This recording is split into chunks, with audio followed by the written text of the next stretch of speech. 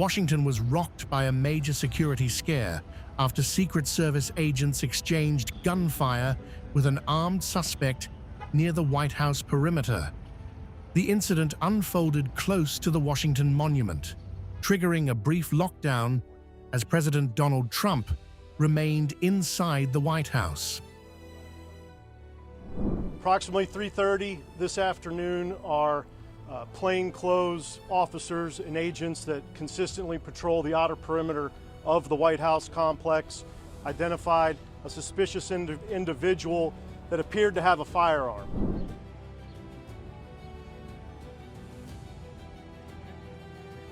According to the Secret Service, officers approached the armed suspect after spotting him near the restricted zone. Officials say the man briefly fled on foot before pulling out a firearm and opening fire toward agents. Secret Service personnel immediately returned fire during the confrontation.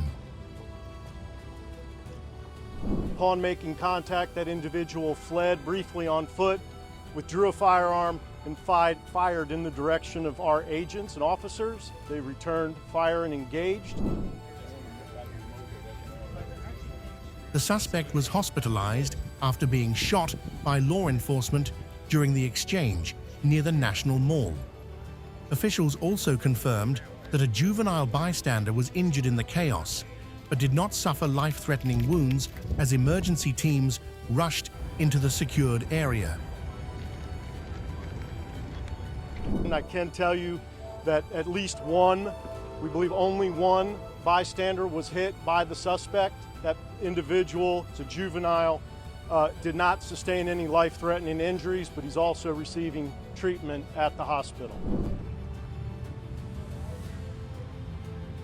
The incident gained further attention after officials revealed Vice President JD Vance's motorcade had passed through the same area shortly before the gunfire erupted.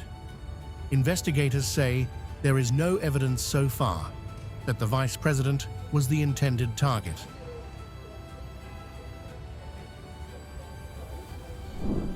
I'll point out that not long before this shooting occurred, the Vice President's motorcade did transit through this area.